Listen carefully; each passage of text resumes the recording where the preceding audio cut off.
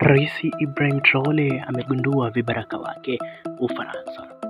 Hii imeletwa baada ya kuonekana Rais Ibrahim Traore kumfukuza aliyekuwa waziri mkuu wa Burkina Faso ambaye amegundulika kuwa alikuwa anafanya jaribio la kutaka kumuua Ibrahim Traore kwa kujaribu kutumia watu kumwekea sumu kwenye chakula chake, na baadaye Ibrahim Traore kufanya maamuzi ya kumfukuza kazi waziri huyo. Na hii imekuja baada ya Ibrahim Traore kumfukuza kazi waziri huyo. Maneno mengi yameibuka kuwa waziri huyo alikuwa ni kibaraka wa Ufaransa.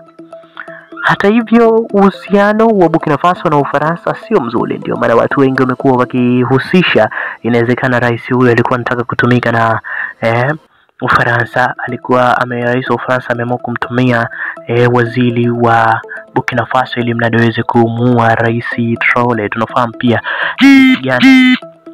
jinsi gani marais hawa wamekuwa na mchango mkubwa na wanapoteaga kwa muda mfupi sana, sijui kwa nini.